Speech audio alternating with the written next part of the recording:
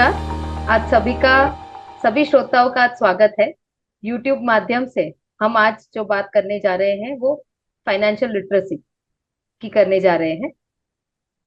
मैं नीपा शुक्ल, स्त्री चेतना सचिव, भारतीय स्त्री शक्ति संलग्न संगठन है।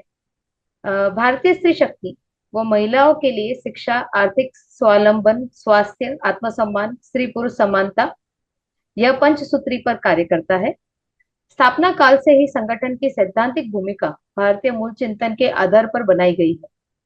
हमारे पंचसूत्री के आधार पे एक महत्व का विषय है स्वावलंबन, आर्थिक स्वावलंबन। उसी सीरीज को आगे बढ़ाते हुए आज का हमारा जो विषय है वो है पोस्टल सेविंग। आज हमारे साथ हमारी जो वक्ता है, हमारे जो साथ हम जुड़ी है, वो है श्रीमती शिल्पा वाघ जी। Shilpa Wagh is working as a chief financial coach in a training and coaching company, August Catalyst Private Limited.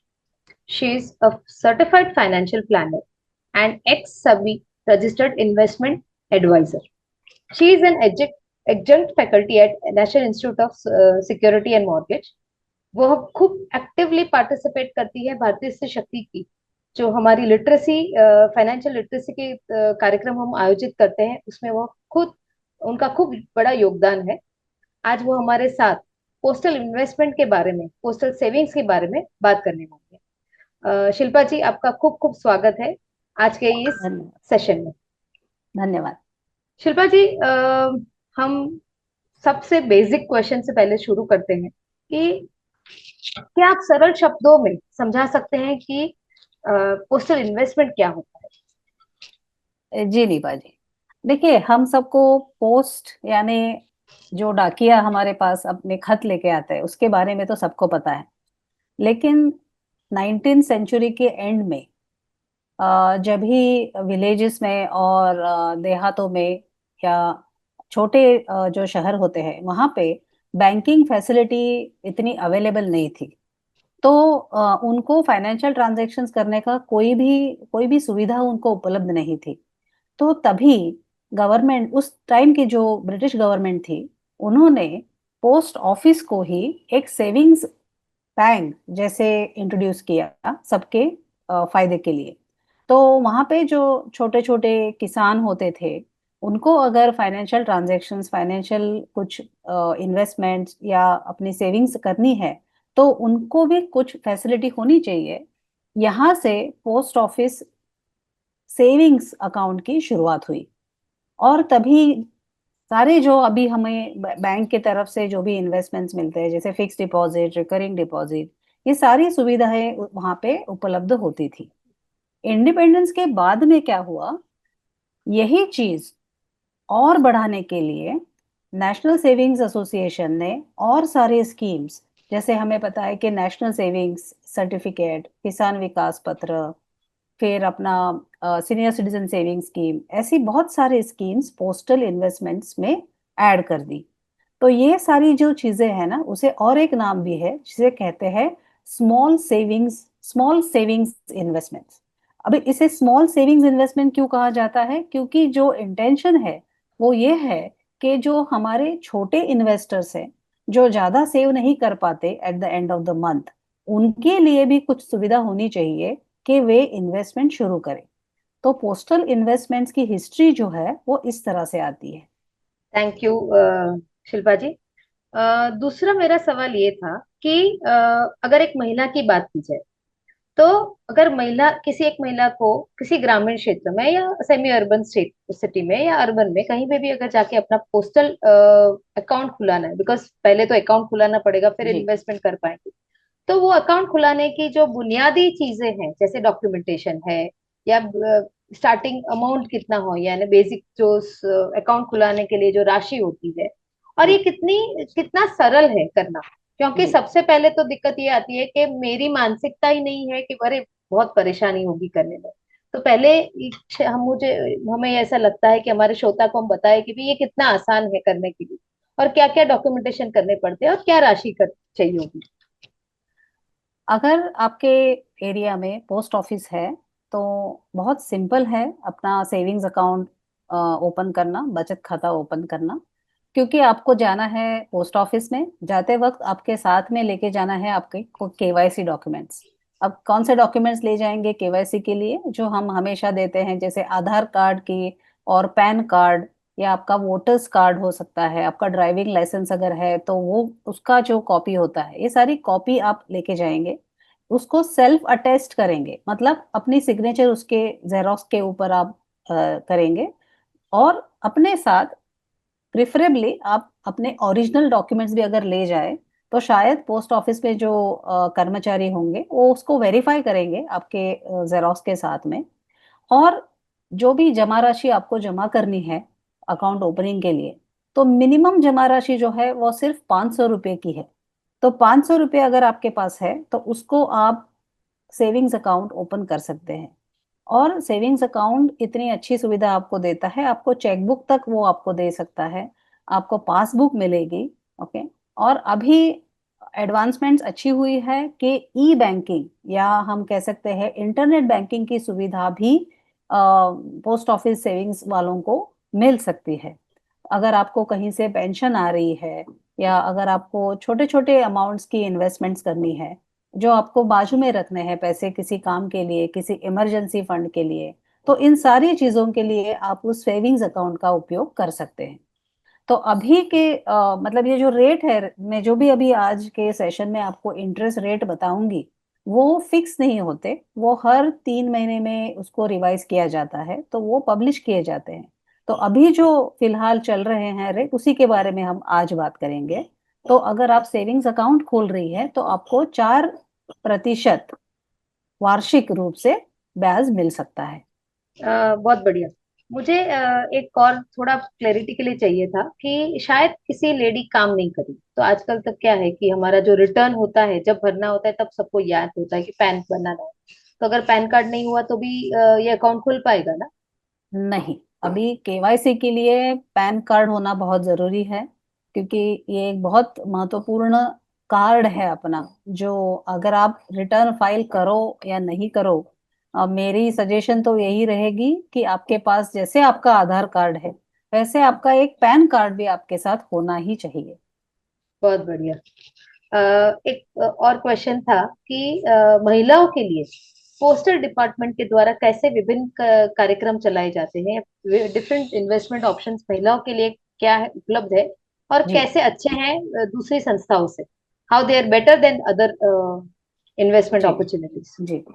पहली चीज तो क्या है, हम जब भी अपना हार्ड अर्न मनी इन्वेस्ट करते हैं ना, तो पहली चीज जो हमारे मन में होती है, जो डर हमारे मन में होता है कि कहीं मेरा पैसा डूब न जाए। तो पोस्ट ऑफिस का जो भी इन्वेस्टमेंट होता है, उसे सरकार की गारंटी होती है, क्योंकि ये सारा पैसा जाता कहाँ है, ये सारे पैसे का जो मॉनिटरिंग होता है वो सरकार करती है। तो इसे आप समझ सकते हैं कि जैसे almost risk free kind of investment. मगर आपको, अगर आप इन्वेस्ट कर रहे हैं 4 साल के लिए, 5 साल के लिए, तो 5 साल होने के बाद में क्या मेरा पैसा मुझे वापस मिलेगा? तो इसका जवाब हाँ ऐसे ही आएगा, क्योंकि ये गवर्नमेंट आपको गारंटी दे रही है, ये पैसा मेरे पास मैं रख रही हूँ और मैं उसका उपयोग करूंगी वेरियस प्रोजेक्ट्स के लिए, उसके बजाय आपको मैं ब्याज दूंगी। और जब उसकी मैच्योरिटी आए तो आपका जो भी प्रिंसिपल अमाउंट है, मुद्दल है आपकी, आपको वापस भी दी जाएगी।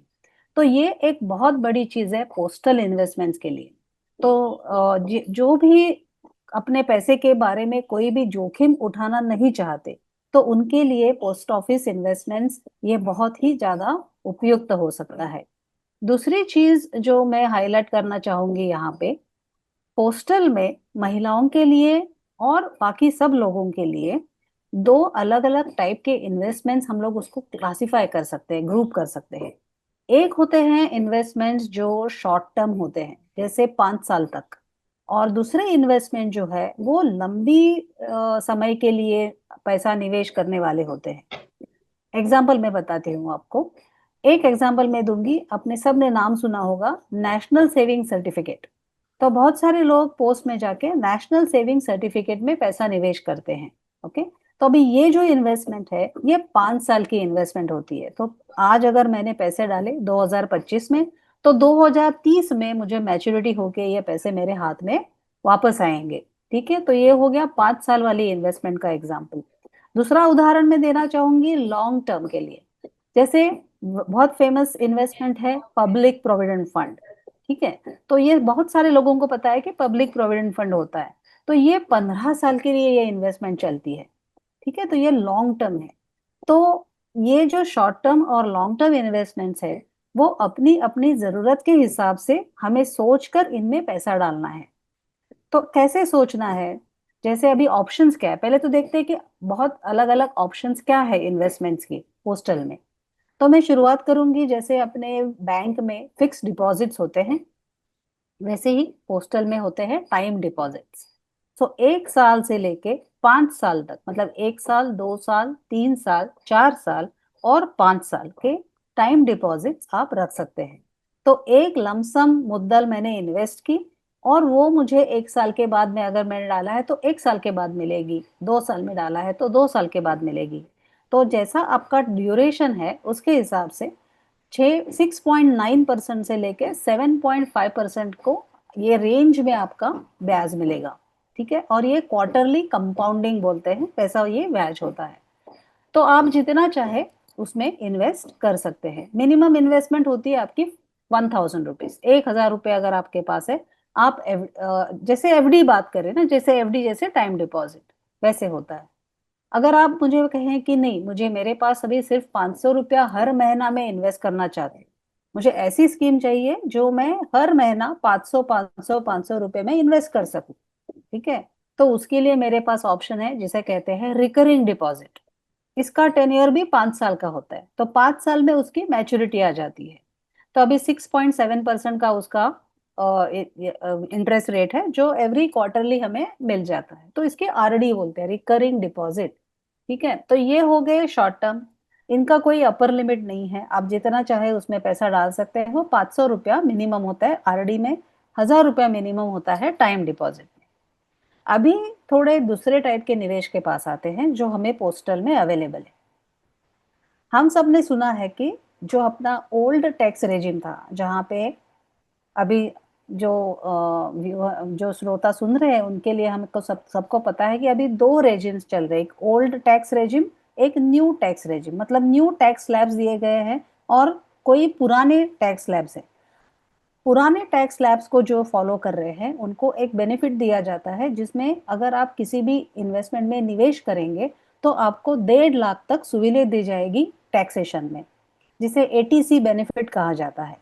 तो पोस्टल इन्वेस्टमेंट्स में ऐसे सारे इन्वेस्टमेंट्स हैं, जैसे नेशनल सेविंग सर्टिफिकेट है, जैसे पब्लिक प्रोविडेंट फंड है, जैसे सीनियर सिटीजन सेविंग स्कीम है, जैसे सुकन्या समृद्धि योजना है।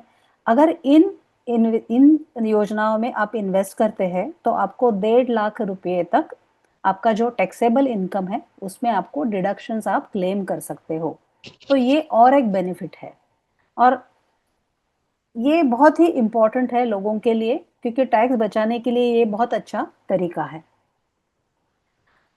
अगर ऐसा कोई है जिसे मंथली इनकम चाहिए, ठीक है, मेरे पास, मैं अभी रिटायर हुई हूँ और मेरे पास एक 5 लाख रुपए मुझे कहीं पे इन्वेस्ट करने हैं, और मुझे वहां से हर महीना कुछ इनकम चाहिए। तो पोस्ट ऑफिस में एक स्कीम है जिसे कहते हैं post office monthly income scheme. तो आप जब निवेश करेंगे तो हर महीना आपको थोड़े जो ब्याज आएगा वो आपको दिया जाएगा, तो आप खर्चे के लिए उसका उपयोग कर सकते हैं। तो ये बहुत अच्छी स्कीम है। तो जहाँ पे अगर आप इंडिविजुअल नाम से आपने खाता खोला है तो आप 9 लाख तक इन्वेस्ट कर सकते हैं। अगर आपको जॉइंट खाता है तो 15 लाख तक आप इसमें इन्वेस्ट कर सकते हैं। दूसरा एक बहुत फेमस स्कीम जो है सुकन्या समृद्धि योजना, जो गर्ल चाइल्ड के लिए है। तो हम महिलाओं के लिए काम करने वाली संस्थाएं हैं, तो ये गर्ल चाइल्ड के लिए है। अगर आपकी बेटी 10 साल से छोटी उम्र की है तो उसके लिए आप ये अकाउंट ओपन कर सकती हैं, जिसमें निवेश मात्र 250 रुपये भी अगर आपके पास है तो आप जाके इसका अकाउंट ओपन कर सकती है पोस्ट ऑफिस में। और जब तक आपकी बेटी 21 साल की हो तब तक ये अकाउंट चालू रहेगा। आप उसमें पैसा जमा कर सकते हैं, तो जब भी वो 21 साल की हो तभी उसको पैसा हाथ में आएगा, तो उसके शिक्षा के लिए, उसके शादी के लिए आप यूज कर सकते हैं। अगर वो बेटी 18 साल की हुई है और उसके बाद में अगर उसकी शादी हो रही है, तो 21 साल के पहले भी वो राशि आपको खाते में मिल सकती है। तो सुकन्या समृद्धि योजना एक बहुत ही इम्पोर्टेंट स्कीम है महिलाओं के लिए।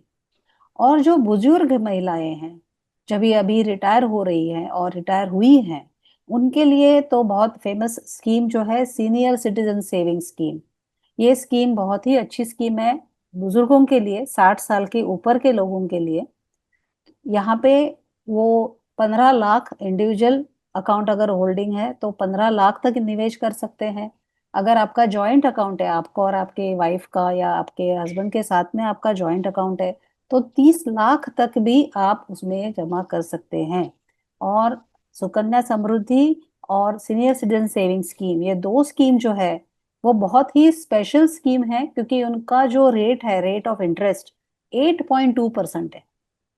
तो बाकी सारे जो स्कीम्स है उसके मुकाबले अगर आप देखें, तो ये दो जो स्कीम है इसमें सबसे ज्यादा इंटरेस्ट गवर्नमेंट हमें देती है। और जैसे मैंने कहा, 1,000 रुपीज होगा तो भी आपके पास सीनियर सिटीजन सेविंग स्कीम आप ओपन कर सकते हैं। तो मिनिमम इज 1,000 रुपीज, मैक्सिमम जैसे मैंने बोला इंडिविजुअल अकाउंट हो तो 15 लाख, और अगर जॉइंट अकाउंट हो तो 30 लाख। तो अगर ये आप अभी आप देख रहे हैं कि कितनी सारी सुविधाएं हमें पोस्ट ऑफिस स्कीम में मिल सकती है।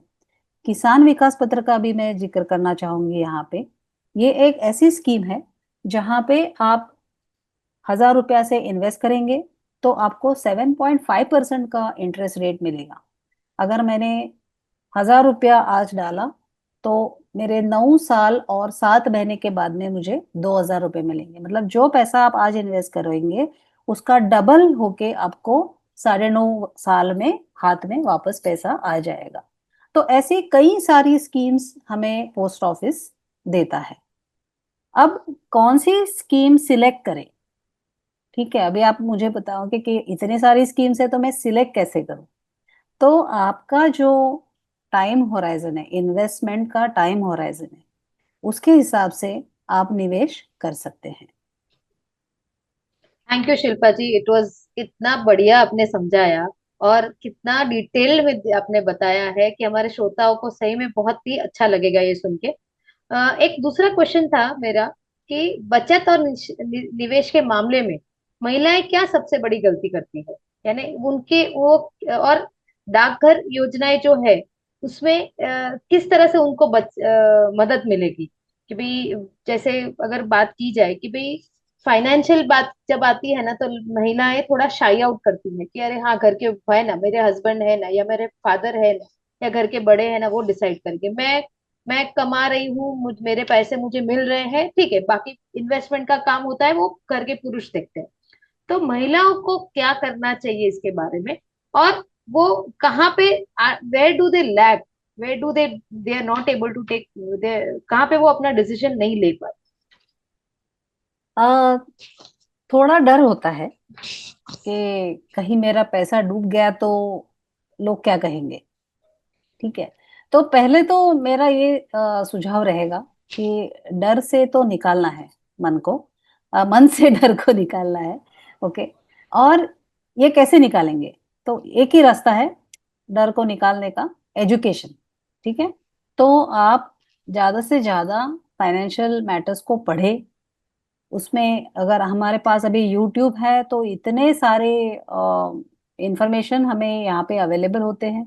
तो कोई ज़रूरत नहीं है कि बहुत सारे क्लासेस करें या कोई बड़ी बुक पढ़ना चाहिए, ऐसे कोई नहीं है।